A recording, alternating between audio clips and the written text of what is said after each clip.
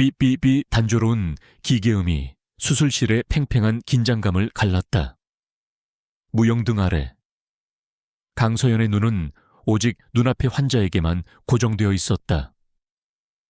마스크 위로 드러난 그녀의 미간에는 깊은 주름이 잡혔지만 메스를 쥔 손은 한치의 떨림도 없이 정교하게 움직였다.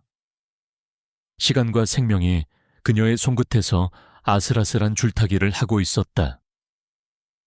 주변의 보조의사들과 간호사들은 숨을 죽인 채 그녀의 다음 지시를 기다렸다. 석션, 출혈 지점을 정확히 찾아야 해요. 바이탈은 안정적인가요? 서연의 목소리는 낮고 차분했지만 그 안에는 강철 같은 의지와 권위가 서려 있었다. 그녀의 말 한마디에 수술팀은 일사불란하게 움직였다. 몇 시간째 이어진 대수술의 끝이 보이지 않는 순간이었지만 그 누구도 포기라는 단어를 떠올리지 않았다. 이곳의 지휘관은 강서연이었고 그녀는 결코 패배를 모르는 사람이었다. 마침내 마지막 봉합이 끝나고 환자의 불안정했던 바이탈 사인이 점차 안정을 되찾았다. 수술 끝났습니다. 환자 중환자실로 옮겨주세요. 서연이 피로가 짙게 밴 목소리로 말하며 수술용 장갑을 벗었다.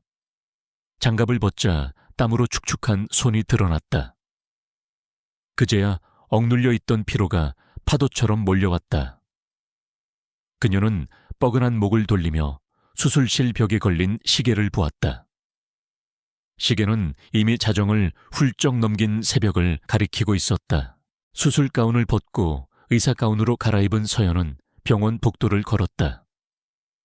텅 빈 복도는 그녀의 구두 소리만이 외롭게 울려 퍼졌다.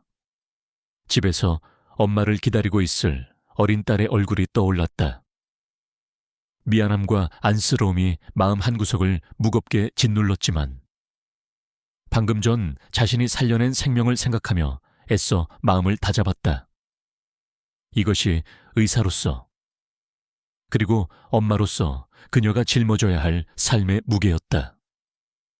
그녀는 잠시 창가에 서서 도시의 야경을 내려다보았다. 창밖은 세찬 비가 내리고 있었다. 굵은 빗줄기가 유리창을 세차게 때렸다. 저마다의 사연을 품은 불빛들이 빗속에서 흐릿하게 번지고 있었다. 서연은 잠시 그 광경을 바라보다가 이내 발걸음을 옮겼다. 지하주차장으로 내려가 자신의 채 시동을 걸었다. 와이퍼가 쉴 새 없이 움직이며 시야를 확보해 주었지만 쏟아지는 비 때문에 운전은 쉽지 않았다. 집으로 가는 길, 그녀는 라디오를 틀었다. 잔잔한 클래식 선율이 차 안을 채웠다. 집이 가까워질 무렵 그녀는 지름길인 좁은 골목으로 차를 몰았다. 인적이 드문 그 길은 평소에도 어두웠지만 오늘처럼 비가 오는 날에는 더욱 새우산했다. 그때였다. 골목길 한가운데를 막아선 요란한 오토바이 무리가 그녀의 눈에 들어왔다. 시끄러운 배기음과 현란한 LED 불빛이 어두운 골목을 혼란스럽게 만들었다. 서연은 미간을 찌푸리며 차를 멈췄다. 폭주족 무리였다. 그들은 마치 골목 전체가 자신들의 것인 양 거만하게 굴고 있었다. 서연은 그들을 지나치기 위해 경적을 짧게 울렸다. 하지만 그들은 비킬 생각이 전혀 없어 보였다. 오히려 그들 중 리더로 보이는 한 여자가 오토바이에서 내리더니 서연의 차로 다가왔다. 값비싼 가죽 재킷과 찢어진 청바지, 짙은 화장을 한 그녀의 얼굴에는 오만함이 가득했다. 그녀는 서연의 차 보닛을 손으로 툭툭 치며 조롱 섞인 미소를 지었다. 서연은 창문을 내리지 않고 그저 무표정하게 그녀를 응시했다. 상황이 더 악화되기 전에 차를 돌려 다른 길로 가는 것이 현명하다고 판단한 순간 서연의 눈에 무언가 들어왔다. 폭주족 무리가 둘러싸고 있는 중심에 작은 아이가 웅크리고 있었다. 비에 흠뻑 젖은 아이는 겁에 질려 온몸을 사시나무 떨듯 떨고 있었다.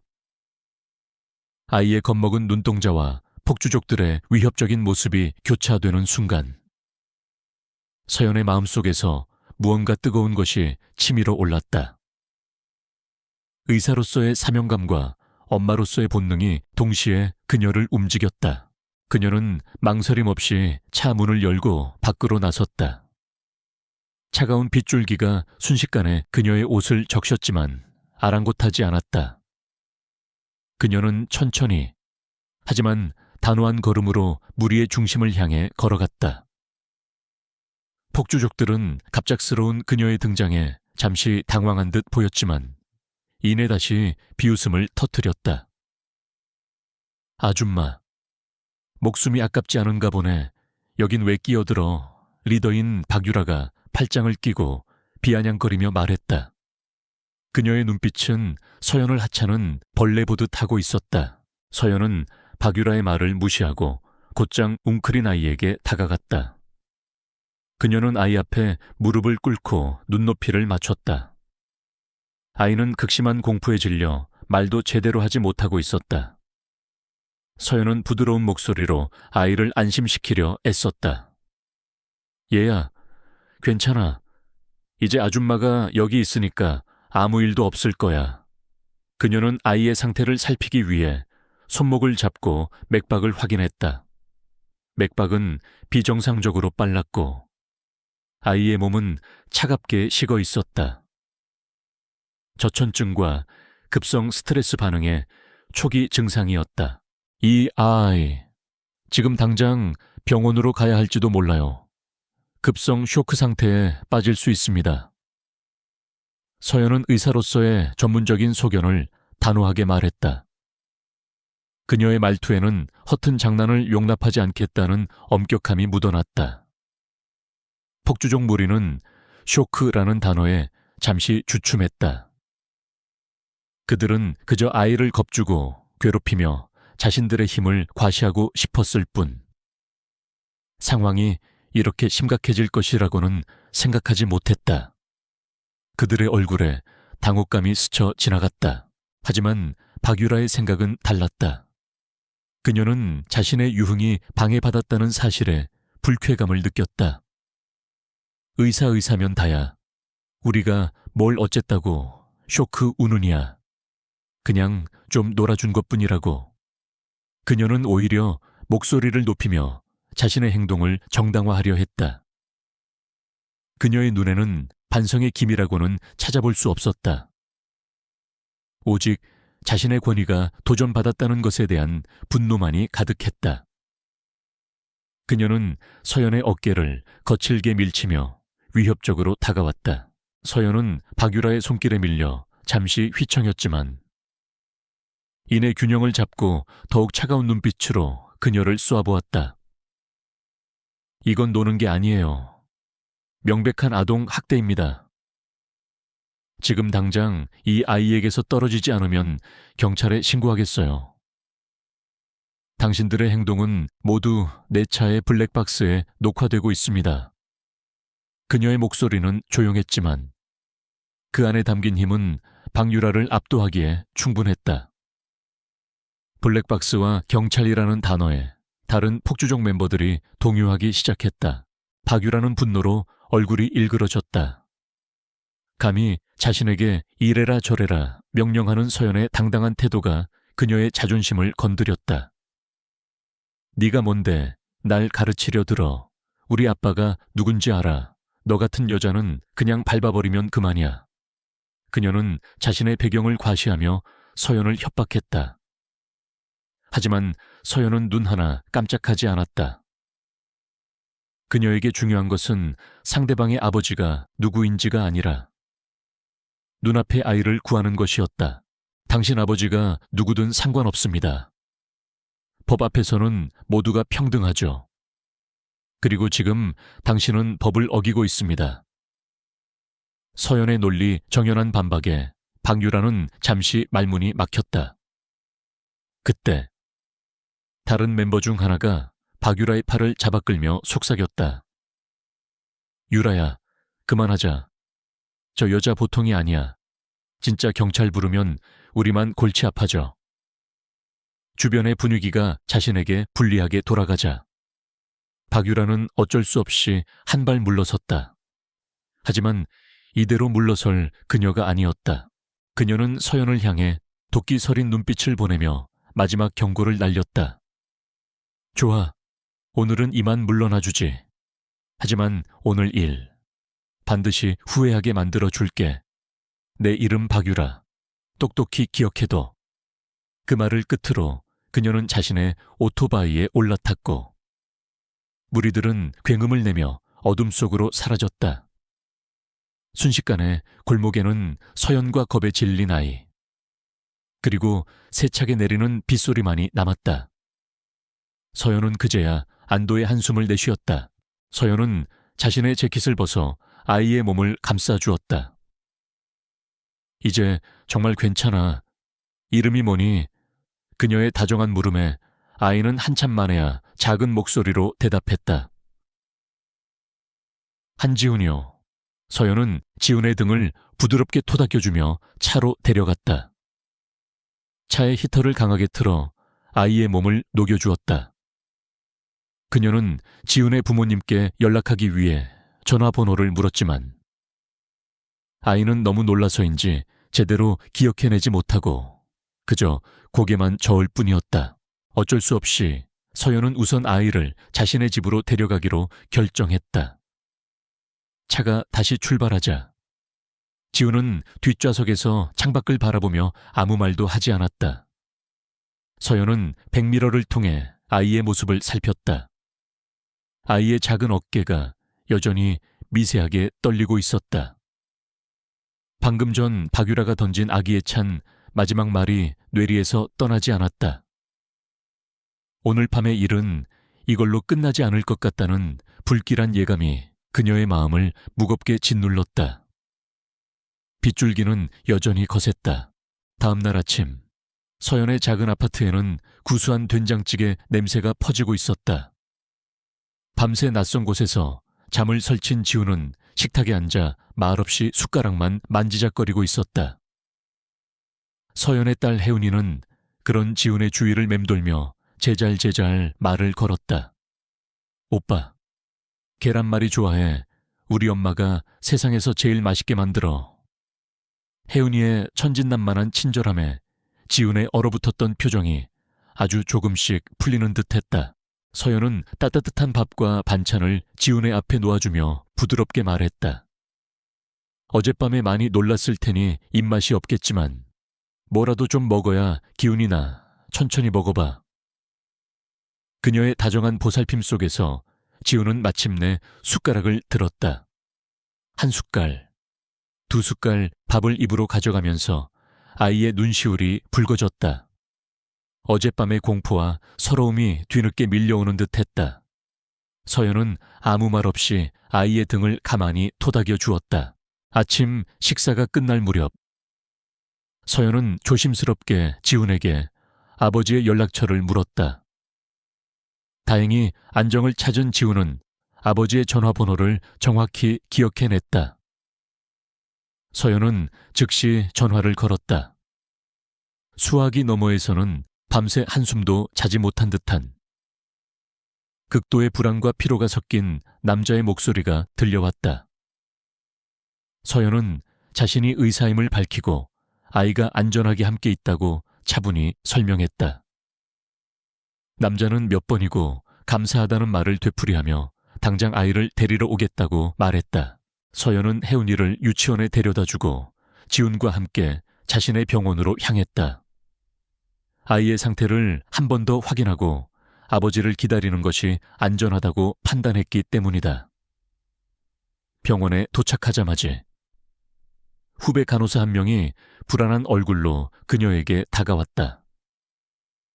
선배님, 어젯밤부터 병원 홈페이지 게시판에 이상한 글들이 올라오고 있어요.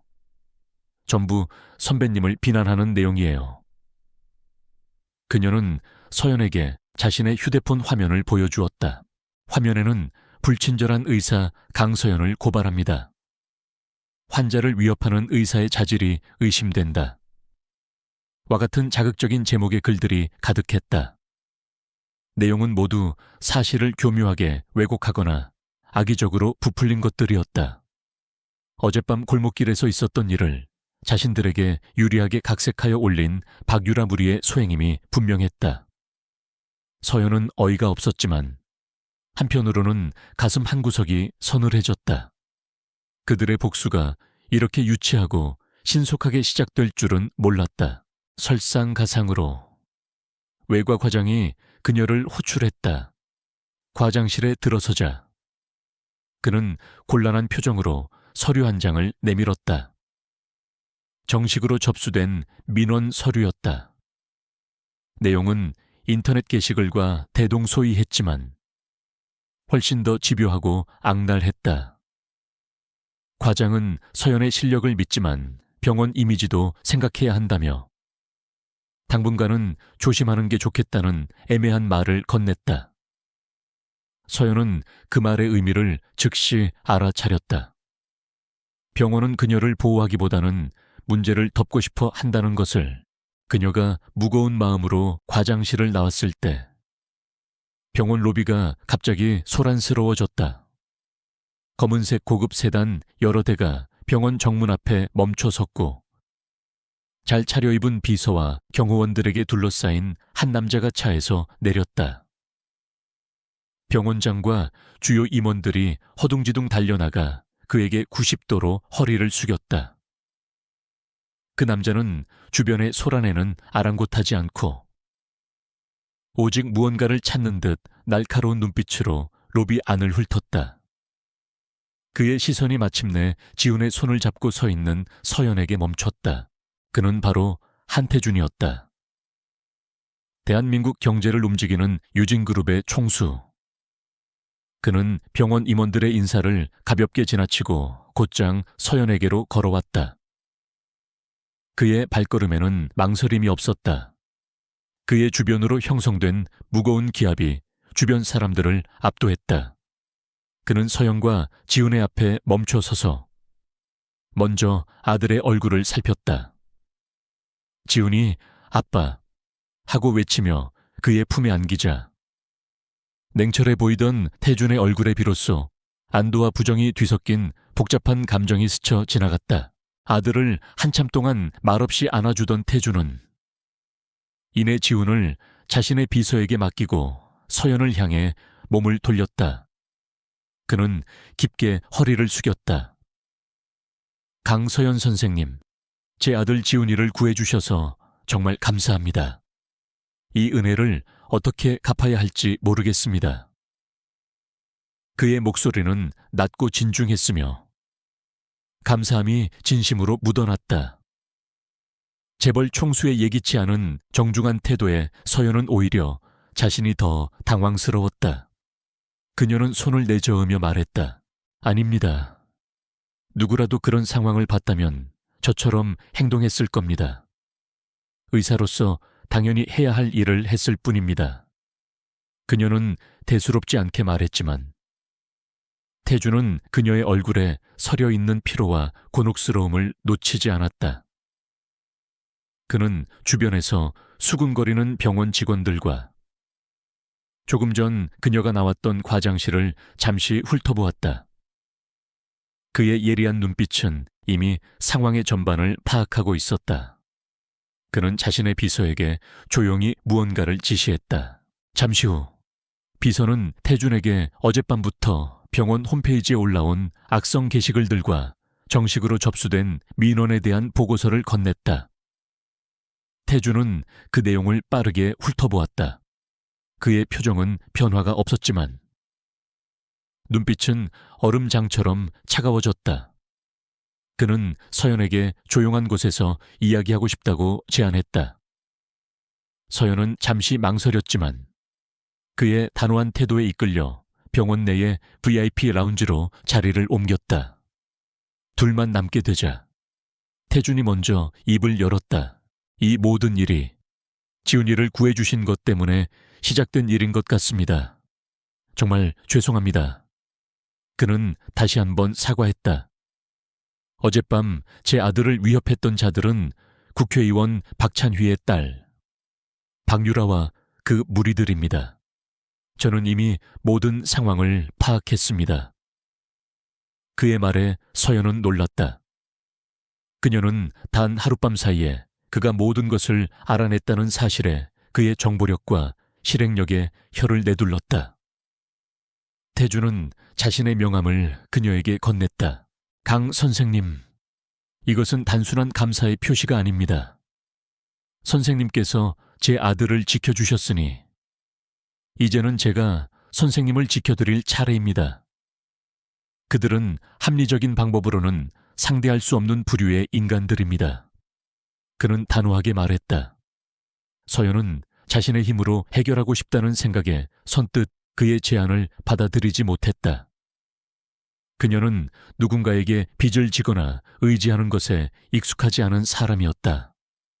그녀의 망설임을 읽은 태준이 말을 이었다. 이것은 저의 제안이 아니라 책임입니다. 저 때문에 선생님께서 공영에 처하신 것이니 제가 해결하는 것이 마땅합니다. 부디 제가 이 책임을 다할 수 있도록 허락해 주십시오. 그의 눈빛은 진지했다. 서연은 잠시 생각에 잠겼다. 과장의 태도, 병원의 분위기, 그리고 박유라의 집요함을 생각하면 혼자서는 감당하기 어려운 싸움이 될 것이 분명했다.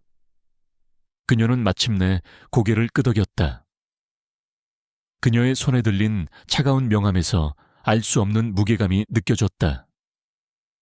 거대한 힘을 가진 남자의 손이 그녀에게 내밀어졌다. 한태준의 개입은 즉각적이고 효과적이었다. 다음 날 서연이 출근했을 때 병원 홈페이지를 도배했던 악의적인 게시글들은 흔적도 없이 사라져 있었다. 그녀를 불러내 곤란한 표정을 짓던 과장은 복도에서 그녀를 마주치자 언제 그랬냐는 듯 인자한 미소를 지으며 어깨를 두드려 주었다. 세상은 하룻밤 사이에 아무 일도 없었다는 듯 평온을 되찾은 것처럼 보였다. 한태준의 비서로부터 온 문제는 해결되었습니다. 라는 간결한 문자 메시지가 이 모든 변화의 이유를 설명해주고 있었다. 하지만 이런 평화는 폭풍 전의 고요함에 불과했다. 자신의 유치한 복수가 너무나도 쉽게 무력화되자 박유라의 분노는 극에 달했다. 그녀는 곧장 국회의사당에 있는 아버지의 사무실로 쳐들어갔다. 아빠, 어떻게 이럴 수가 있어요? 그깟 의사 하나 때문에 내 체면이 뭐가 되냐고요. 그녀는 다짜고짜 소리를 지르며 불만을 터뜨렸다. 박찬휘 의원은 산더미 같은 서류에서 눈을 떼고 못마땅한 표정으로 딸을 바라보았다. 내 시시한 불장난은 네가 알아서 처리하라고 했을 텐데 여기까지 와서 소란 피우지 마라. 그의 목소리는 차분했지만 그 안에는 냉기가 흘렀다. 그는 딸의 철없는 행동이 자신의 정치 경력에 흠집을 낼까 늘 노심초사했다. 그러나 박유라가 다음으로 내뱉은 이름에 그의 표정이 미세하게 굳어졌다. 그 여자 뒤에 유진그룹 한태준이 있어요. 그 자식 때문에 아빠 이름까지 팔았는데 망신만 당했단 말이에요. 한태준. 그 이름이 박찬휘의 심기를 건드렸다. 일개 의사가 아니라 대한민국 재계의 거물이 얽힌 문제라면 이야기가 달라졌다. 이것은 더 이상 딸의 유치한 복수극이 아니었다. 자신의 영향력에 대한 정면 도전이자 한태준과의 보이지 않는 권력 싸움의 시작일 수도 있었다. 박찬휘의 눈빛이 차갑게 빛났다. 그는 조용히 수화기를 들어 자신의 보좌관에게 지시를 내렸다. 한국대학병원 외과의사 강서연. 그 여자에 대해 알아볼 수 있는 건 전부 샅샅이 뒤져봐. 며칠 후 서연에게 진짜 위기가 닥쳐왔다.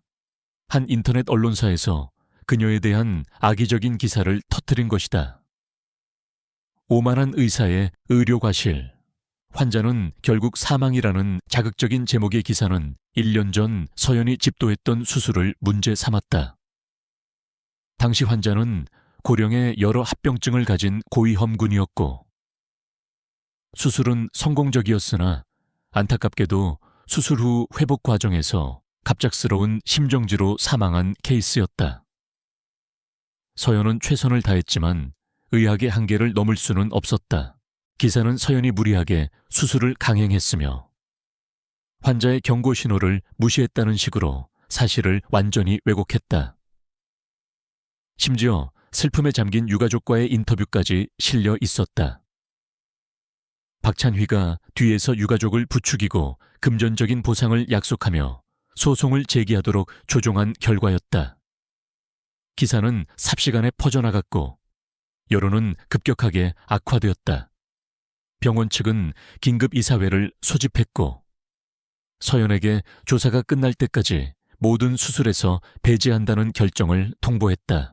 순식간에 그녀는 동료들의 존경을 한몸에 받던 유능한 외과의사에서 환자를 죽음으로 내몬 부도덕한 의사로 전락했다. 차가운 시선과 뒤에서 들려오는 수군거림이 비수처럼 그녀의 가슴에 박혔다. 그녀의 세상이 무너져 내리고 있었다. 절망의 끝에서 그녀는 떨리는 손으로 한태준의 명함을 꺼내 들었다. 전화를 걸자 그는 마치 기다렸다는 듯이 즉시 받았다. 서연이 채 말을 꺼내기도 전에 그의 차분한 목소리가 수화기 너머로 들려왔다. 기사 봤습니다. 예상했던 것보다 더 저열하게 나오는군요. 걱정하지 마십시오. 강 선생님. 그의 목소리에는 흔들림이 없었다. 그는 즉시 유진그룹의 최고 법무팀을 그녀에게 보냈다. 변호사들은 서연을 만나 사건의 전말을 들은 후 이것은 명백한 명예훼손이자 의도적인 여론 조작이라고 결론 내렸다. 그들은 즉각 해당 언론사와 최초 유포자를 상대로 한 소송과 함께 병원 측에 부당한 직무정지 처분에 대한 가처분 신청을 준비했다. 하지만 한태준의 방역은 거기서 끝나지 않았다. 그날 저녁 대한민국에서 가장 신뢰도가 높은 방송사인 JBC의 메인 뉴스 시간이 되자 앵커는 이례적으로 한 의사의 이야기를 심층적으로 다루기 시작했다. 뉴스는 강서연이라는 의사가 얼마나 헌신적으로 환자들을 돌봐왔는지, 그녀의 손에서 새 생명을 얻은 환자들과 그 가족들의 감동적인 인터뷰를 차례로 내보냈다. 그녀의 동료 의사들도 익명으로 그녀의 실력과 인품을 증언했다. 이어서 JBC는 문제의 의료 소송을 정면으로 파고들었다. 국내 최고의 의료 전문 변호사와 법의학자들이 출연하여 해당 수술 기록을 분석했고 서연의 조치에는 어떠한 의학적 과실도 없었음을 객관적인 데이터로 증명했다. 오히려 어려운 상황 속에서 최선을 다한 의사의 노력을 폄훼하는 것이라고 강하게 비판했다. 뉴스는 여기서 멈추지 않고 갑자기 소송을 제기한 유가족의 배후에 거대한 자금 지원이 있었다는 의혹을 제기했다. 앵커는 마지막으로 의미심장한 멘트를 날렸다. 한 명의 헌신적인 의사를 사회적으로 매장하려는 이 배후에는 과연 누가 있는 것일까요? 저희 JBC는 이 사건 뒤에 숨겨진 진실을 끝까지 추적하겠습니다. 그리고 화면에는 박찬휘 의원이 한 제약회사 창립 기념식에 참석하여 축사를 하는 자료 화면이 스쳐 지나갔다. 직접적인 언급은 없었지만 그 화면이 무엇을 암시하는지는 모두가 알 수 있었다. 서연은 자신의 집 거실에서 넋을 잃고 뉴스를 보고 있었다. 불과 몇 시간 전까지만 해도 온 세상이 자신을 비난하는 것 같았는데 이제 거대한 언론사가 자신의 편에 서서 싸워주고 있었다. 거대한 권력에 의해 시작된 공격은 더 거대한 힘에 의해 막히고 있었다. 개인의 명예를 둘러싼 싸움은 이제 사회적 이슈가 되었고 보이지 않는 전선은 대한민국 전체로 확대되고 있었다. 박찬휘의 견고한 성벽에 첫 번째 균열이 생기는 순간이었다. JBC 뉴스의 파급력은 예상보다 훨씬 강력했다. 여론은 순식간에 뒤집혔다. 강소연을 향하던 비난의 화살은 이제 그 배우를 향한 의심의 눈초리로 바뀌었다.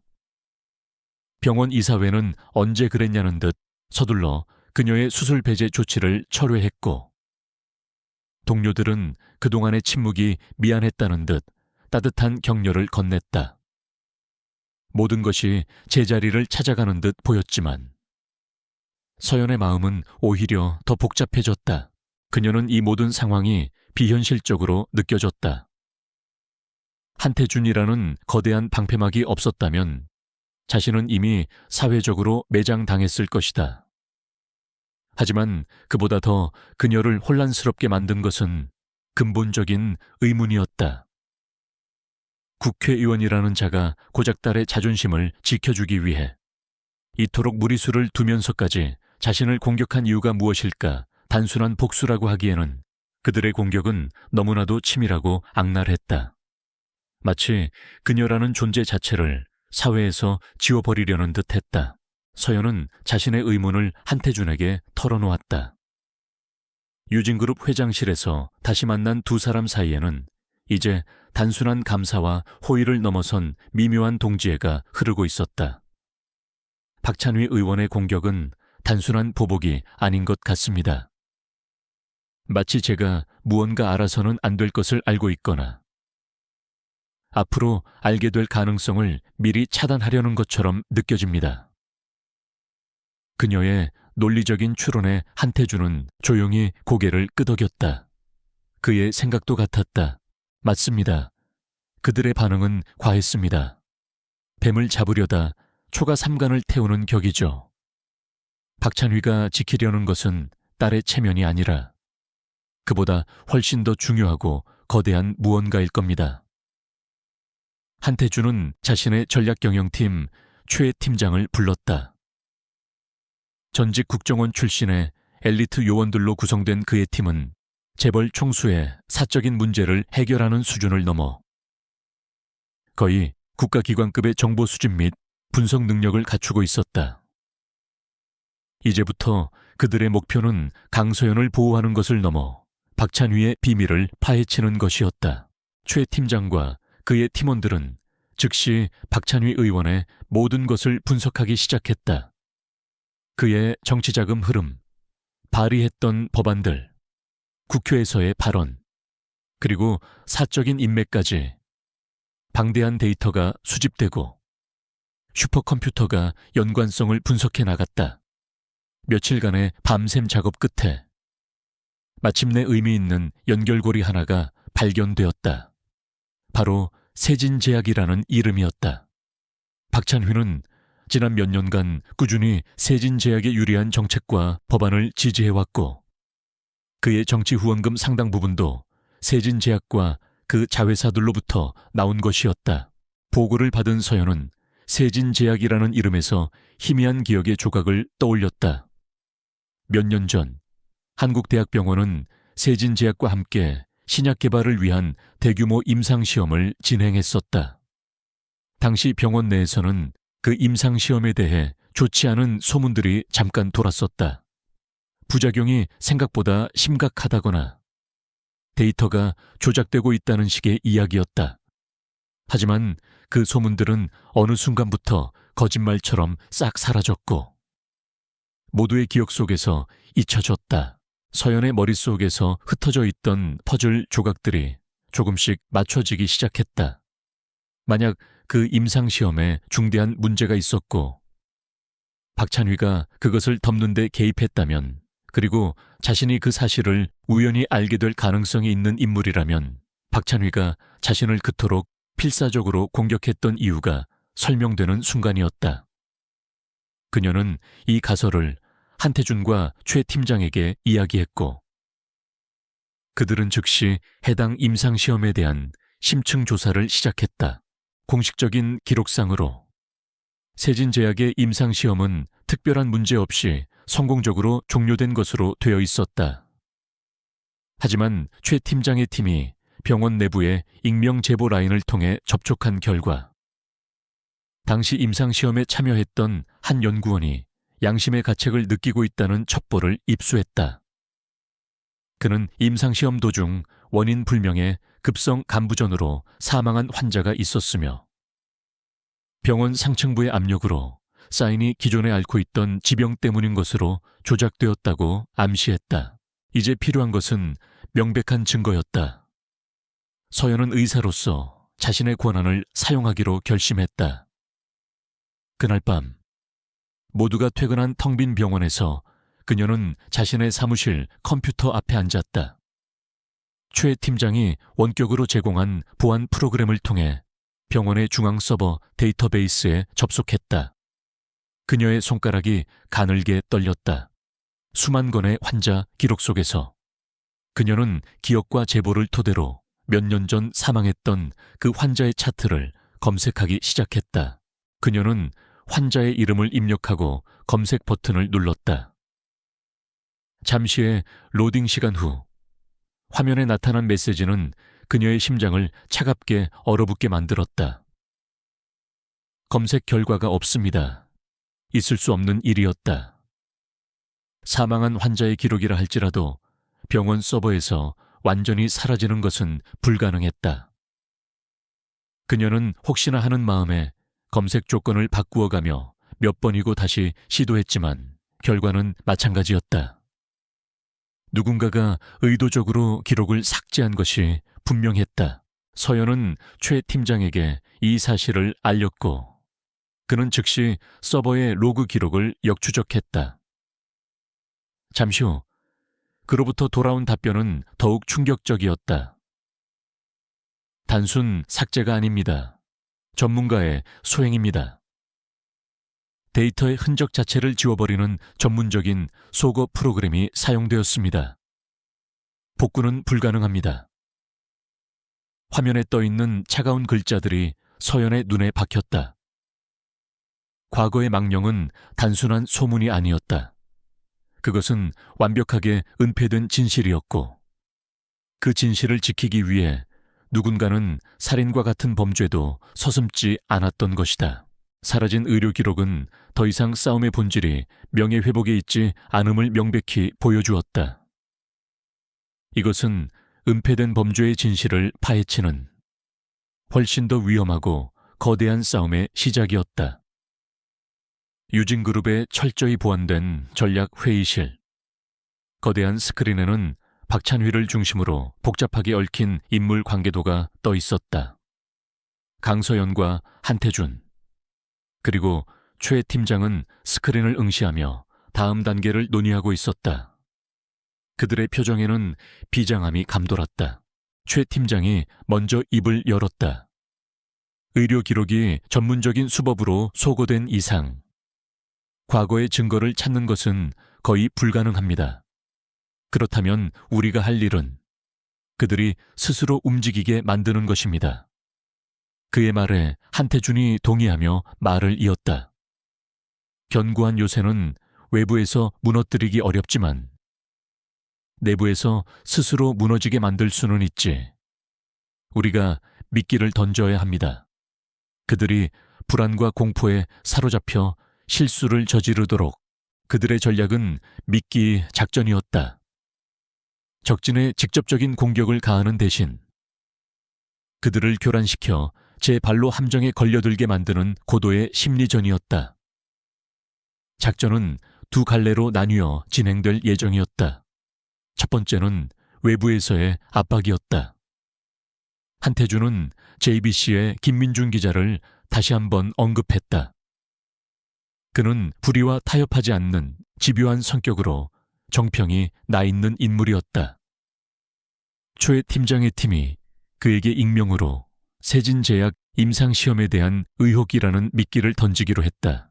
두 번째는 내부에서의 교란이었고 그 역할은 서연의 몫이었다. 그녀가 병원 내부에서 과거 임상시험에 대한 질문을 던지기 시작하는 것이었다. 직접적인 고발이 아닌 외부 언론에서 조사를 시작했다더라는 식의 소문을 퍼뜨려 사건에 연루된 내부자들을 불안하게 만드는 역할이었다. 서연은 잠시 망설였다.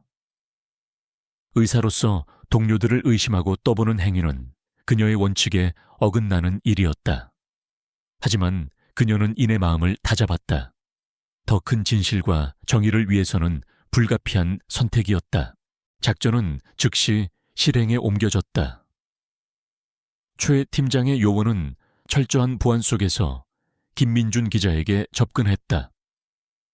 2년 전 한국대학병원에서 진행된 세진제약의 신약 임상시험 과정에서 사망한 환자가 있었고, 이 사실이 국회의원 박찬휘의 압력으로 은폐되었다는 구체적이면서도 결정적 증거는 빠진 정보였다.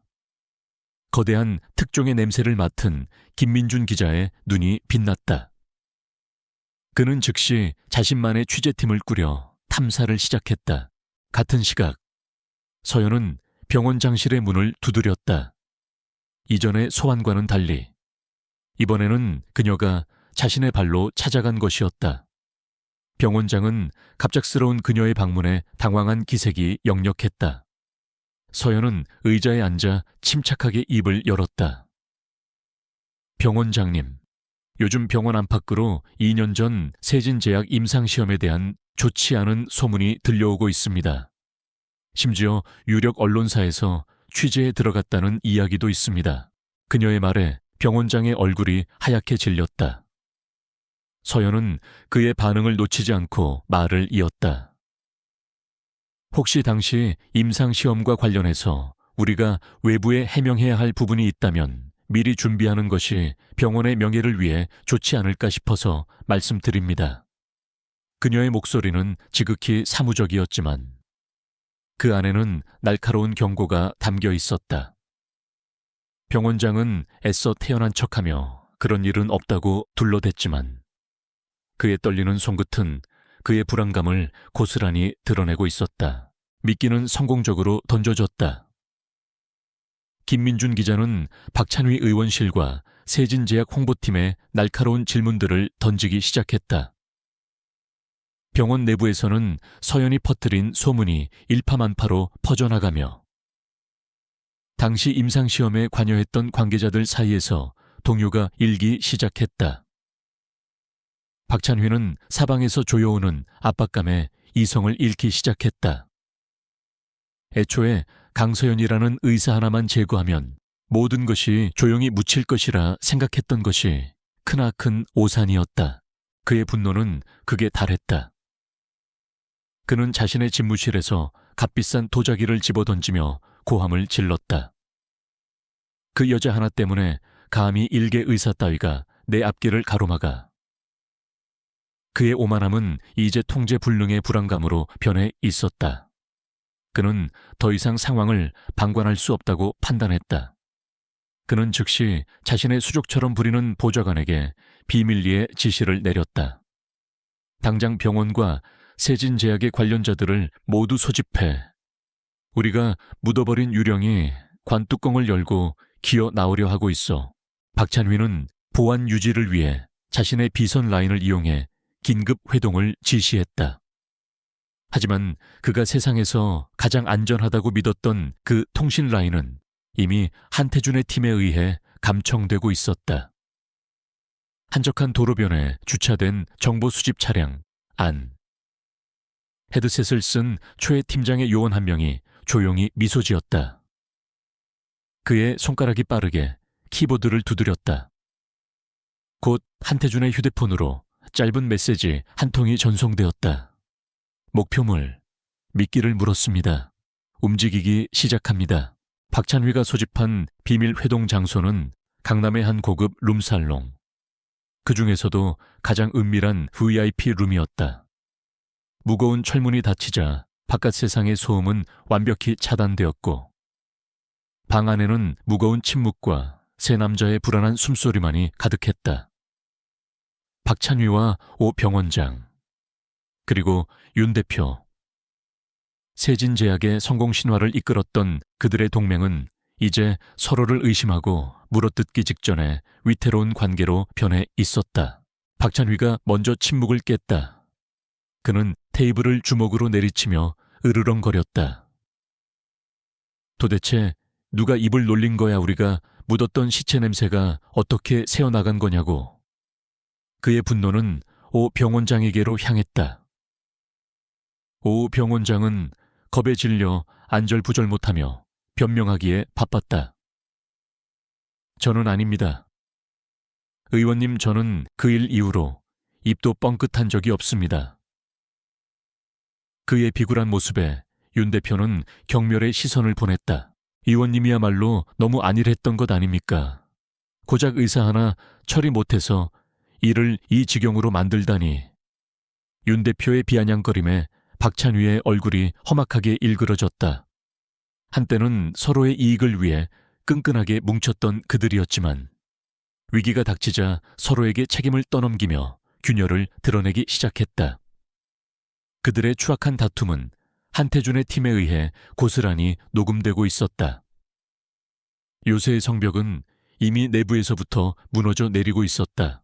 한태준의 전략회의실. 최 팀장은 녹음된 대화를 분석하며 화면에 한 남자의 사진을 띄웠다.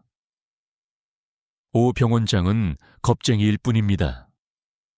진짜 열쇠를 쥐고 있는 인물은 당시 임상시험을 총괄했던 임상연구센터장 임정수 교수입니다. 그는 오 병원장의 압력에 못 이겨 보고서를 조작했지만 평생을 학자로 살아온 사람이라 양심의 가책이 클 겁니다. 초의 팀장의 분석은 정확했다. 그들은 임정수 교수를 가장 약한 고리로 지목하고 그의 주변을 면밀히 감시하기 시작했다. 같은 시각 임정수 교수는 허름한 포장마차에서 홀로 소주잔을 기울이고 있었다. 그의 손은 미세하게 떨리고 있었다. 2년 전 그날의 기억이 악몽처럼 그를 괴롭혔다. 신약 투여 후 갑작스럽게 상태가 악화되었던 환자의 고통스러운 얼굴. 데이터를 조작하라고 윽박지르던 오 병원장의 목소리. 그리고 거액의 연구비가 입금되었던 자신의 통장. 학자로서의 양심과 현실적인 욕망 사이에서 그는 결국 후자를 택했고 그 죄책감이 매일 밤 그를 잠 못 들게 했다. 한편 아버지에게조차 외면당하고 자신의 영향력이 점점 약해지는 것을 느낀 박유라는 초조해졌다. 그녀는 자신이 통제할 수 없는 이 상황에 대한 분노를 표출할 대상을 찾았다. 그리고 그 대상은 당연히 강서연이었다. 하지만 이미 서연의 주변에는 한태준이 배치한 경호 인력들이 철통 같은 경비를 서고 있었다. 직접적인 접근이 불가능하다는 것을 깨달은 박유라는 더욱 비열하고 악랄한 방법을 선택했다. 다음 날 오후 혜은이의 유치원 앞으로 요란한 오토바이 여러 대가 멈춰 섰다. 박유라와 그녀의 무리였다. 그들은 유치원 아이들이 하원하는 시간에 맞춰 나타나 마치 약속이라도 한 듯 일제히 담배를 피워 물었다. 그들은 아무런 행동도 하지 않았지만 그들의 위협적인 존재감만으로도 주변의 학부모들과 아이들은 겁을 먹고 서둘러 자리를 피했다. 박유라는 헬멧 바이저를 올린 채 유치원 문을 나서는 혜은이를 향해 차가운 미소를 지어 보였다. 그녀는 혜은이를 빤히 쳐다보기만 했다. 그 시선에는 내 엄마 때문에 네가 위험해질 수도 있다는 무언의 협박이 담겨 있었다. 학부모로 위장에 잠복해 있던 한태준의 경호원이 이 상황을 즉시 포착했다. 그는 재빨리 혜은이의 앞을 가로막아 시선을 차단하고 무전으로 상황을 보고했다. 박유라는 자신의 목적을 달성했다는 듯 만족스러운 표정으로 시동을 걸고 무리와 함께 사라졌다. 그 보고는 즉시 서연과 한태준에게 전달되었다. 회의 중이던 서연은 경호원이 찍은 사진 속 자신의 딸을 노려보고 있는 박유라의 얼굴을 본 순간 온몸의 피가 차갑게 식는 것을 느꼈다. 지금까지 그녀를 지탱해왔던 의사로서의 냉철함과 이성이 한순간에 무너져 내렸다. 그 자리를 대신 채운 것은 자식을 지키려는 어미의 본능적인 그리고 무엇보다도 차가운 분노였다. 그녀의 눈빛이 얼음처럼 변했다. 그녀는 주먹을 꽉 쥔 채 옆에 있던 한태준을 돌아보았다. 그를 만나야겠습니다.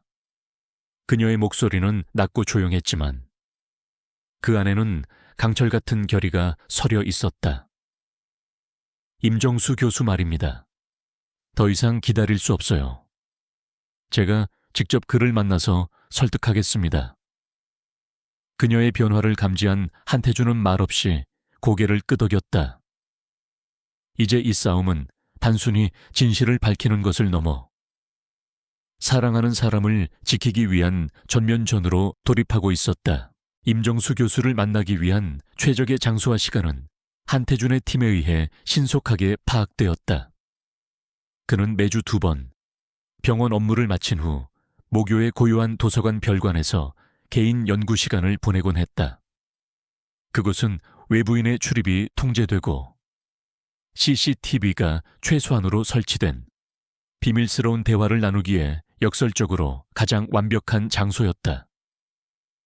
서연은 혼자 그를 만나겠다고 주장했다. 위협이 아닌 동료 의사로서 진심으로 다가가기 위함이었다.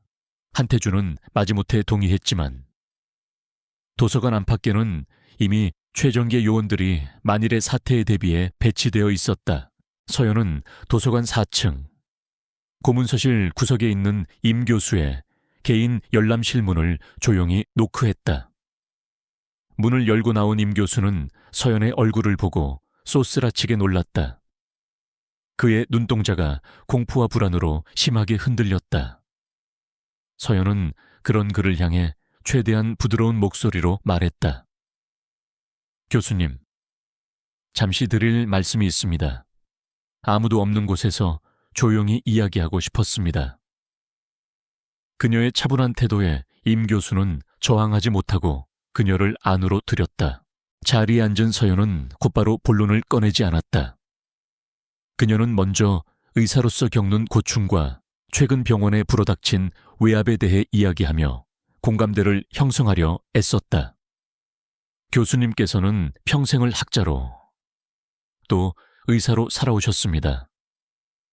저 역시 교수님 같은 분들을 보며 의사의 꿈을 키웠고요. 저희에게 가장 중요한 것은 무엇보다 진실과 환자의 생명이라고 배웠습니다. 그녀의 말 한마디 한마디가 임 교수의 굳게 닫힌 마음의 문을 두드렸다. 그녀는 마침내 핵심을 찔렀다. 2년 전 임상시험 중에 돌아가신 김영철 환자분. 교수님도 그분을 기억하시죠? 그 이름이 나오자 임 교수의 어깨가 크게 움츠러들었다. 서연은 그의 눈을 똑바로 바라보며 말을 이었다. 저는 그분의 죽음에 무언가 석연치 않은 점이 있다고 생각합니다. 의사로서, 그리고 학자로서. 교수님께서는 그날의 진실을 외면해서는 안 됩니다. 그것은 환자에 대한 기만이자 교수님 자신을 평생 속이는 일입니다.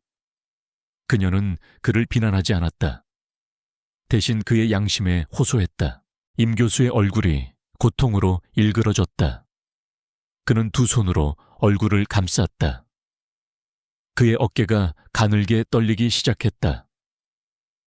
수년간 그를 짓눌러왔던 죄책감의 댐이 마침내 무너져 내리고 있었다. 내가 그때 그러지 말았어야 했는데. 그는 흐느끼며 자책했다. 병원장의 협박과 세진 제약의 회유, 그리고 한순간의 욕심이 자신을 괴물로 만들었다고 절규했다. 서연은 말없이 그가 모든 것을 쏟아낼 때까지 기다려 주었다. 한참을 울던 임 교수는 마침내 결심한 듯 떨리는 손으로 자신의 가방 깊숙한 곳에서 작은 USB 메모리 하나를 꺼냈다. 이 안에 그날의 모든 원본 데이터가 들어있어. 차마 내 손으로 없애지 못하고 간직해온 내 마지막 양심이요. 그는 그것을 테이블 위로 밀어 서연에게 건넸다. 그것은 단순한 데이터가 아니었다.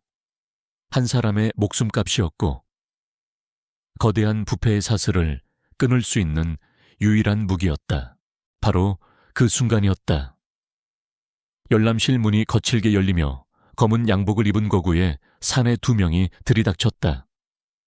박찬휘가 만일의 사태에 대비해 심어놓은 감시자들이었다. 그들의 눈빛은 차갑고 무감정했다. 그들은 말없이 테이블 위에 USB와 두 사람을 향해 다가왔다. 임 교수는 비명을 지르며 의자 뒤로 넘어졌다.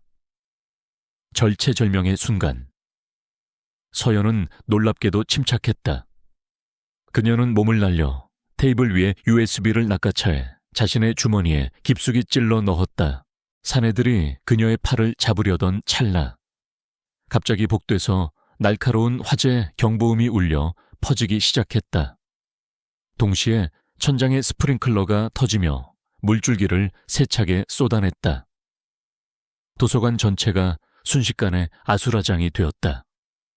이것은 외부에서 대기하던 한태준 팀의 작전이었다. 혼란이 극에 달한 틈을 타 학생으로 위장하고 있던 최 팀장과 요원 한 명이 열람실 안으로 번개같이 뛰어들었다. 그들은 숙련된 동작으로 단 몇 초 만에 사내들을 제압했다. 그리고는 넋이 나간 서연과 임 교수를 부축해 비상계단을 통해 도서관 밖으로 빠져나갔다. 도서관 후문에 대기하고 있던 검은색 세단에 두 사람을 밀어넣자마자 차는 굉음을 내며 어둠 속으로 질주했다. 차가 안전한 곳으로 접어들고 나서야 긴장이 풀린 서연의 몸에서 힘이 빠져나갔다. 옆자리에 앉은 임 교수는 여전히 공포에 질려 떨고 있었지만 그의 눈빛에는 이전에는 없던 결의가 서려 있었다. 그는 자신의 손에 쥔 USB를 서연의 손에 다시 쥐어주었다. 서연이 아까 그 혼란 속에서 미처 챙기지 못했을까봐 그가 다시 챙긴 것이었다. 부디 이 진실을 세상에 밝혀주시오. 서연은 차가운 금속의 감촉을 느끼며 USB를 꽉 움켜쥐었다. 이제 방역의 시간이었다. 차가 멈춘 곳은 서울 외곽에 위치한 유진그룹의 비밀 안가였다. 최첨단 보안 시스템으로 둘러싸인 그곳은 외부 세계와 완벽히 단절된 그들만의 요새였다. 극도의 긴장과 공포를 겪은 임정수 교수는 즉시 의료팀의 보살핌을 받았고 서연은 한태준과 함께 작전실로 향했다. 그곳에는 이미 초의 팀장과 데이터 분석 전문가들이 그녀의 손에 들린 작은 USB를 기다리고 있었다. 공기 중에는 팽팽한 긴장감과 묵직한 기대감이 교차했다. USB가 보안 서버에 연결되자 전문가의 손길 아래 암호화된 파일들이 하나둘씩 열리기 시작했다. 거대한 메인 스크린에 마침내 2년 전의 진실이 숫자로, 그래프로, 그리고 문서의 형태로 나타났다. 조작되기 전의 원본 임상 데이터는 신약의 치명적인 부작용을 명백히 보여주고 있었다. 환자에 간 수치가 위험 수준으로 치솟는 과정이 시간대별로 기록되어 있었다. 그리고 그 옆에는 임 교수가 작성했던 최초의 보고서 초안이 있었다. 투약 즉시 중단 및 임상시험 전면 재검토라는 그의 의견이 선명했다. 가장 결정적인 증거는 세진제약 윤 대표와 오 병원장이 주고받은 이메일이었다. 결과를 깔끔하게 처리해 주시면 약속드렸던 병원 발전 기금은 2배로 올려드리겠습니다. 그 문장은 차가운 활자가 되어 자신들의 범죄를 증명하고 있었다. 작전실 안의 모든 사람들은 숨을 죽였다. 이것은 단순한 비리나 은폐가 아니었다. 이윤을 위해 사람의 목숨을 의도적으로 외면한 명백한 살인 행위나 다름없었다. 한태준은 차가운 분노를 억누르며 입을 열었다. 그의 목소리는 그 어느 때보다 낮고 단단했다. 이제 우리의 손에 완벽한 무기가 쥐어졌습니다. 남은 질문은 하나입니다. 이 무기를 어떻게 사용할 것인가? 그는 최 팀장에게 3가지 선택지를 제시하도록 했다. 첫째, 모든 증거를 김민준 기자에게 넘겨 언론을 통해 터뜨리는 것. 여론을 등에 업고 박찬휘를 사회적으로 완전히 매장시키는 가장 빠르고 확실한 방법이었다. 둘째, 모든 자료를 검찰에 제출하여 정식 수사를 의뢰하는 것. 범죄자들을 법의 심판대에 세우는 가장 정석적인 방법이었다. 셋째, 이 두 가지 방법을 혼합하여 사용하는 가장 정교하고 치명적인 방법이었다. 신뢰할 수 있는 특정 검색에만 증거를 비밀리에 넘기는 동시에 다른 관련자들을 압박하여 내부에서부터 스스로 무너지게 만드는 것이었다. 서연은 주저없이 두 번째 방법을 지지했다. 우리는 법의 테두리 안에서 싸워야 합니다. 그들과 똑같은 방식이 되어서는 안 돼요. 검찰을 믿고 정의로운 심판을 받게 해야 합니다. 그녀의 말에는 의사로서 평생 지켜온 원칙과 신념이 담겨 있었다. 하지만 한태준의 생각은 달랐다. 그는 냉정하게 현실을 지적했다. 강 선생님의 신념을 존중합니다. 하지만 그들이 망가뜨린 시스템을 믿는 것은 순진한 생각일 수 있습니다. 박찬휘의 입김이 닿지 않은 검사가 과연 몇이나 될까요? 어설프게 덤볐다가는 증거를 빼앗기고 역공을 당할 수도 있습니다. 그의 말은 서연의 이상과 그녀가 직접 겪은 현실 사이의 괴리를 날카롭게 파고들었다. 병원장의 비겁함, 자신을 짓밟으려 했던 언론 플레이, 그리고 딸의 목숨까지 위협했던 그들의 무자비함. 그녀는 한태준의 말이 옳다는 것을 인정할 수밖에 없었다. 정의를 실현하기 위해서는 때로는 정의롭지 않은 수단에 대한 이해도 필요하다는 것을 그녀의 눈빛이 흔들렸다. 그럼 어떻게 해야 하죠? 한태준은 세 번째 선택지를 가리켰다. 우리는 박찬휘라는 머리만 자르는 게 아니라 그에게 영양분을 공급해온 부패한 뿌리까지 전부 뽑아내야 합니다. 그러기 위해서는 그들의 연결고리를 우리가 먼저 끊어내야 합니다. 그의 계획은 대담하고 치밀했다. 우선 검찰 내에서 독사라고 불릴 정도로 부패한 권력자들을 집요하게 파고드는 것으로 유명한 젊은 검사 조성환을 포섭하기로 했다. 동시에 최 팀장의 팀은 윤 대표와 오 병원장에게 각각 접촉할 준비를 했다. 그들에게 전체 증거의 일부만을 보여주며 박찬휘를 배신하고 협조하면 정상 참작의 기회를 주겠다는 악마의 거래를 제안할 것이었다. 욕심 많고 겁 많은 그들은 분명히 흔들릴 터였다. 서연은 임 교수와 함께 USB에 담긴 데이터가 법정에서 어떤 의학적 의미를 갖는지에 대한 상세한 증언 보고서를 작성하는 역할을 맡았다. 작전실의 분위기는 이제 비장함으로 가득 찼다. 각자의 역할이 정해지고 거대한 톱니바퀴가 맞물려 돌아가기 시작했다. 초의 팀장의 요원들이 조성환 검사의 동선을 파악하기 시작했고 다른 팀은 윤 대표의 약점을 분석한 보고서를 작성했다. 서연은 임 교수의 도움을 받아 밤을 새워가며 의학적 소견서를 써내려갔다. 그들의 목표는 더 이상 한 사람이 아니었다. 거대한 부패의 카르텔. 그 자체였다. 최후의 일격을 위한 모든 준비가 완벽하게 갖춰지고 있었다. 작전 개시 D-Day. 모든 것은 한치의 오차도 없이 정교하게 맞물린 톱니바퀴처럼 움직이기 시작했다. 첫 번째 움직임은 어둠 속에서 이루어졌다. 최 팀장은 인적이 드문 한강 둔치의 한 주차장에서 독사 조성환 검사와 단독으로 접선했다. 그는 아무런 설명 없이 USB의 내용 중 가장 핵심적인 데이터가 담긴 서류 봉투 하나만을 건넸다. 이것은 진실입니다. 그리고 검사님의 칼이 될 겁니다. 조성환 검사는 차 안에서 서류를 확인하는 내내 단 한마디도 하지 않았다. 그의 눈빛은 서류의 글자들을 뚫을 듯이 날카로웠다. 서류를 다 읽은 그는 잠시 눈을 감았다. 거대한 권력의 실체를 마주한 자의 짧은 고뇌, 이내 눈을 뜬 그의 눈에는 결심이 서려 있었다. 그는 즉시 자신의 직속 라인에만 보고하고 극비리의 특별수사팀을 꾸리기 시작했다. 대한민국을 뒤흔들 거대한 폭풍이 조용히 잉태되고 있었다. 두 번째 움직임은 부패의 고리를 끊는 것이었다. 유진그룹의 또 다른 팀이 세진제약 윤 대표의 뒤를 밟았다.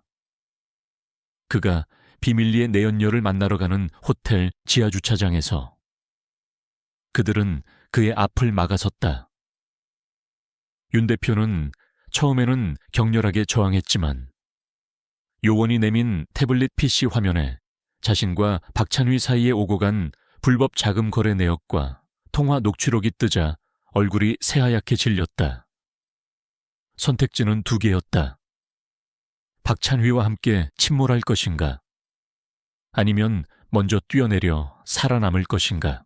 탐욕스럽지만 누구보다 생존 본능이 강했던 윤 대표는 오래 고민하지 않았다.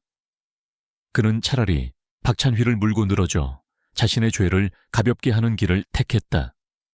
그는 자신이 가진 박찬휘의 모든 비리 자료, 차명 계좌 내역, 로비 장부, 심지어는 그의 사생활에 대한 추악한 정보까지를 넘기는 조건으로 검찰 조사에 적극 협조하겠다는 약속을 했다. 가장 견고해 보였던 동맹은 그렇게 허무하게 무너졌다. 모든 준비는 끝났다.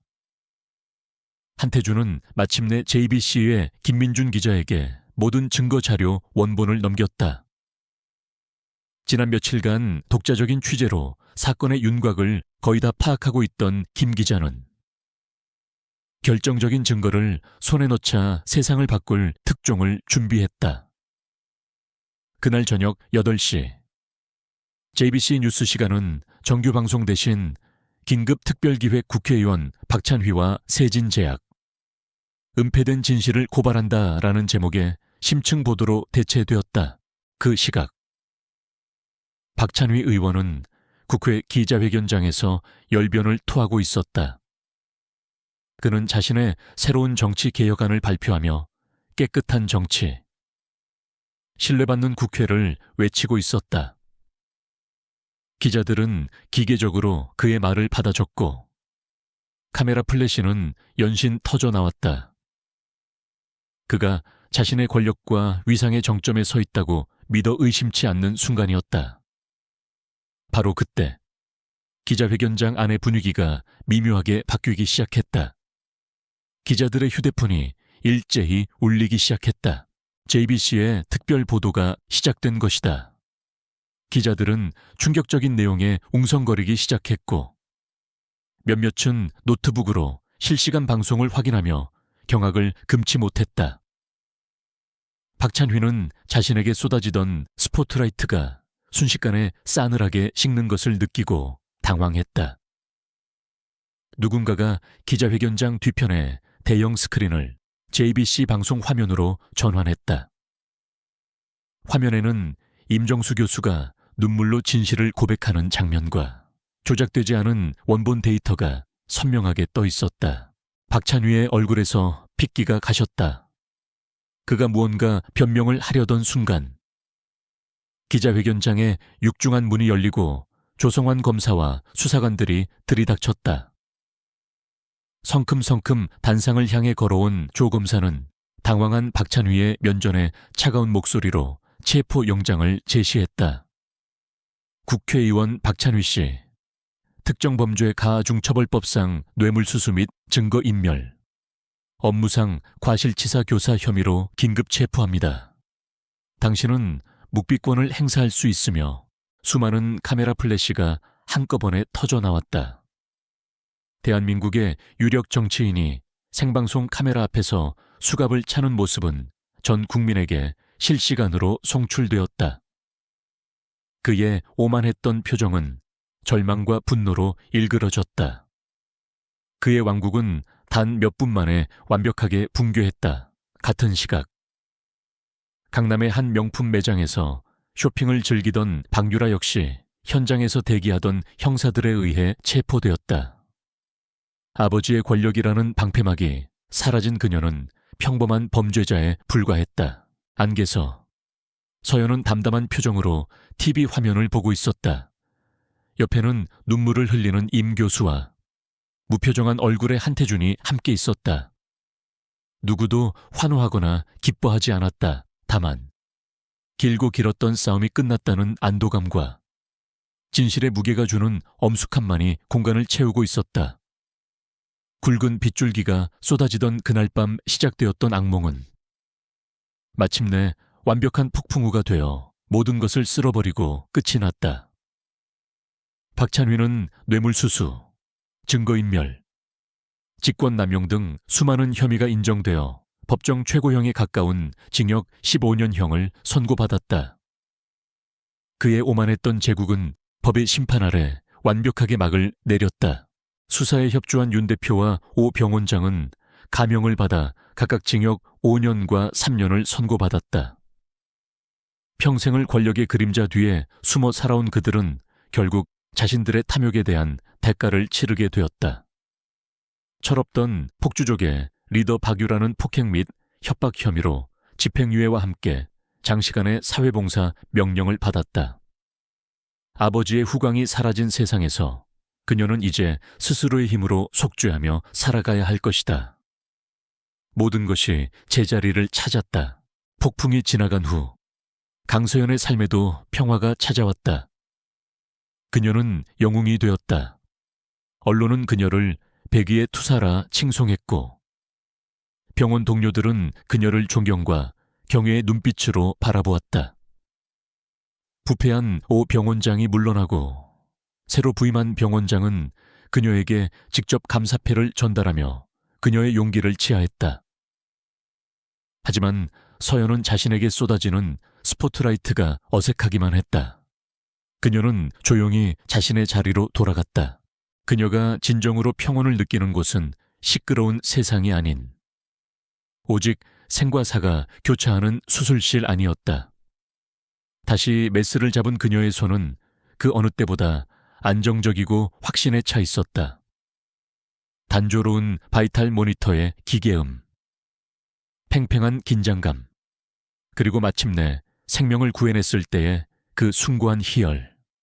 그것이 그녀의 세상이었고 그녀는 그 세상을 지켜냈다는 사실에 조용히 만족했다. 그녀는 영웅이 아니라 그저 의사 강서연일 뿐이었다. 몇 주 후 모든 것이 잠잠해진 어느 가을날 오후 서연은 한태준과 조용한 찻집에서 마주 앉았다. 그들 사이에는 더 이상 긴박함이나 불안감이 아닌 깊은 신뢰와 편안함이 흐르고 있었다. 한태준이 먼저 입을 열었다.